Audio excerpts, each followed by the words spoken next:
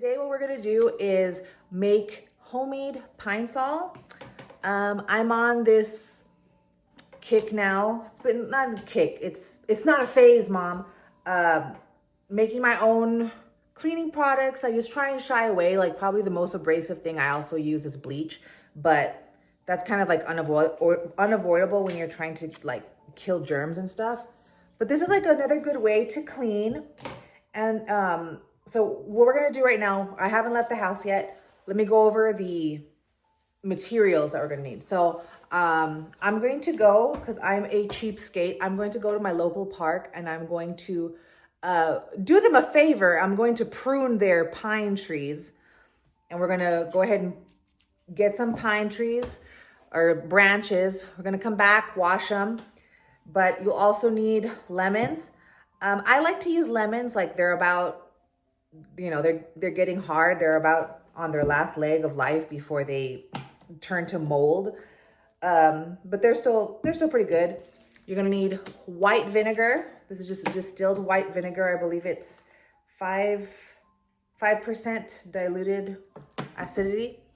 Also, I've done this enough times that now I just need a gigantic jar, because you go through it pretty quick. And I'll show you at the end how you go ahead and assemble it in your bottle, because you do have to dilute it again. So I have some extra jars. I do collect jars, so I might make a couple more like as Christmas gifts for those that I think they might use pine sol. Because I mean, no use in gifting people things that you know they're not going to use. So let's go ahead, now that we have everything sort of assembled, let's go ahead and go to the park, take our trimmings, and then we'll come back and wash them, and then I'll go over the next part of the process.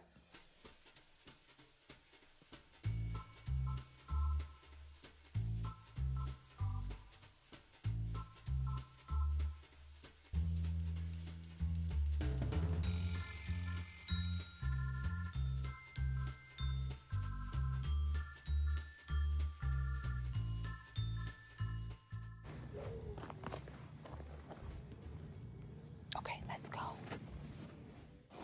Okay, back from the park. So I got a bag full. Oh, and it smells like lovely pine.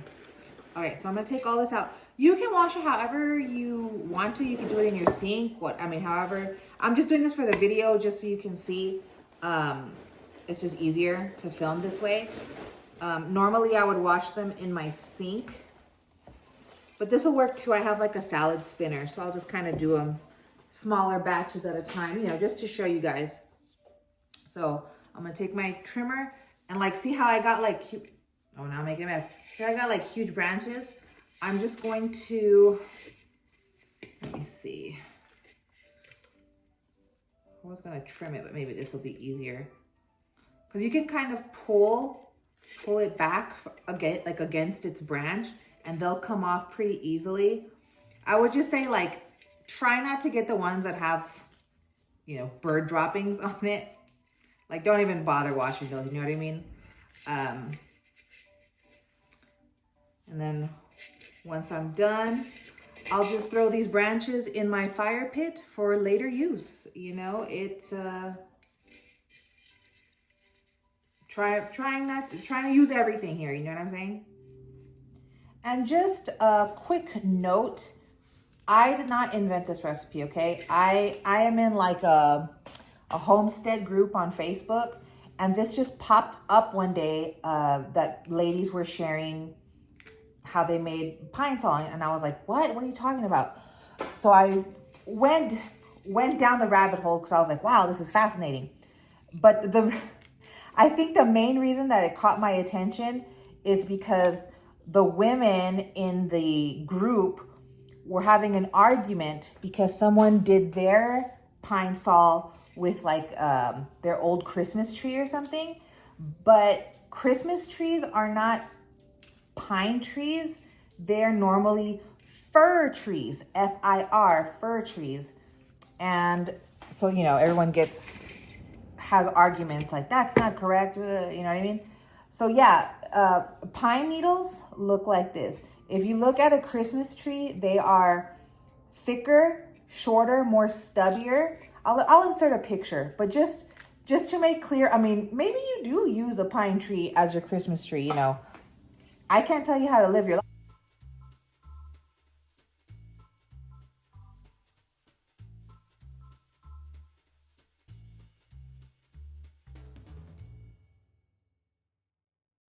But this is pine sol, so make sure when you're doing this that you have pine, and it, you know, it smells like pine, if you know what pine smells like. So that's just like a quick tip. I'll even insert some links in my description, just kind of further going over pine trees, so that way you make actual pine sol and not fir sol. You know what I mean? So I'm gonna wash it with cold water, okay, not hot water. We're not trying to blanch it or anything. So make sure that the water's cold, and you're gonna have to probably do this a couple times because it came from a tree, so it is gonna be quite dirty, as you'll see maybe like the first 2 rinses. So basically what we're doing, we're gonna like pickle the pine needles in vinegar, which I'll show you. But yeah, see, like the water's really dirty.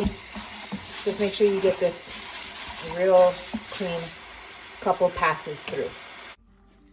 All right, so now that I have all my pine needles drying, let's go ahead and cut up our lemons. I mean, you could throw the whole, nothing here goes to waste. This is kind of like a waste-free type of concoction, right? I even heard you, I mean, I believe it's any citrus. I just prefer lemons. I tend to always have them. But I did see in this, you know, the argument within that homestead group that you could pretty much use any citrus you like. I just prefer lemons because I use them to like clean. I use them to clean my cutting boards with salt and I rinse them. So like I always have lemons on hand for all kinds of food and cleaning related things. Now, depending on how big your jars are, will kind of dictate how many lemons you got. Now it's time for assembly. So I have all my lemons, pine needles, jar, clean jar. You're just gonna stuff as much as your jar will take. You have to stuff it just all the way. It can't be like this. It has to be, if you want it to be super concentrated, you're gonna need to stuff as much pine needles as your jar will allow. And then I can kind of start putting in the lemons. And 2, time. So once I do all of this,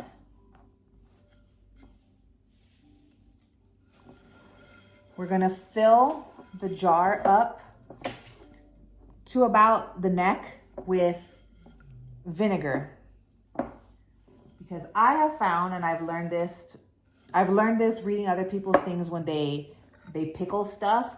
If you have a metal, which if you're reusing jars like I do, all the lids they're metal, and you have the vinegar touching the lid, it'll start to break down and oxidize, which could, you know, taint, it taints your concoction. It destroys the lid and you probably can't use it again. So that's why I just have it up to the neck and then but I will say, be aware, you have to cover all the pine needles. So you got to judge, maybe you got to take pine needles back out, rearrange some stuff, but all the pine needles have to be completely submerged in the vinegar. So like here, like right here, I'm gonna stop with this jar. This is like completely full of needles. I'm gonna try and push them down. Okay, and then take your vinegar and we're just gonna pour. Pour, pour, pour, pour, pour. If you're unsure, you're skeptical, of course, please don't do a giant pickle jar like I'm doing here.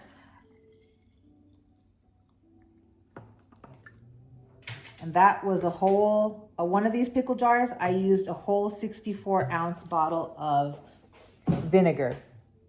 But I mean, yeah, if you're skeptical about this, use a smaller jar. Use a little, an itty bitty, like, not itty bitty, but use a little pasta jar just to try it out. I have another jar I'm gonna do right now so I can have two. Because every time I think I go, oh, I have enough, and I start using it, I'm like, oh, I'm running out. So put it on nice and tight. Then what we're gonna do, like I said, time. We're just going to wait this out. This is pickling, pretty much it is.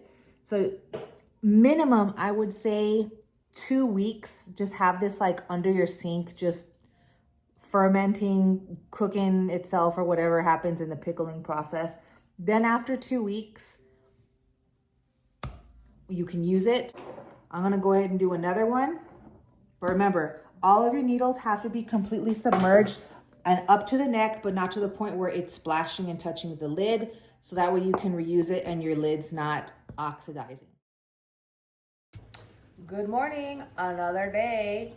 So today we are 2 weeks.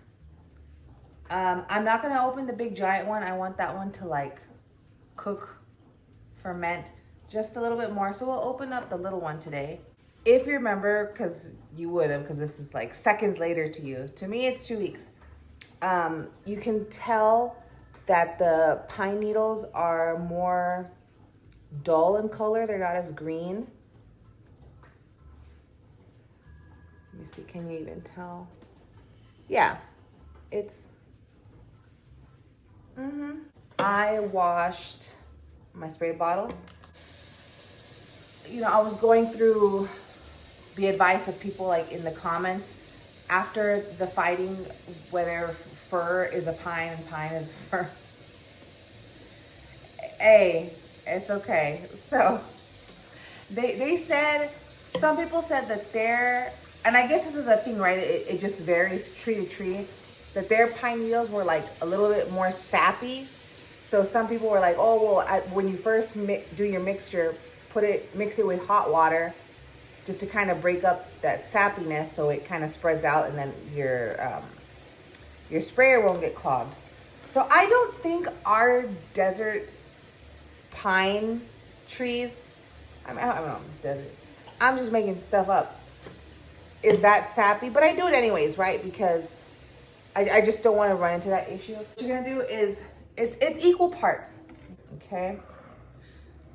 So let me go ahead and open this. Oh man, I can't do it. I use this, let's check this out. Fun thing. This was my grandparents. It is, what is it called? Easy Twist by Foley. This has to be like, I mean, my grandpa had it when I was little, and it already kind of looked like this. This has to be like at least 70 years old. But like, dude, it works, man.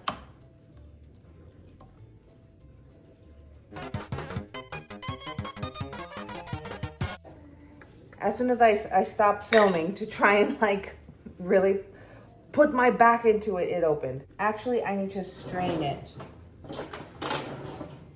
I'll do both. Cause you might get like little bits of the pine in there. So go ahead and start pouring.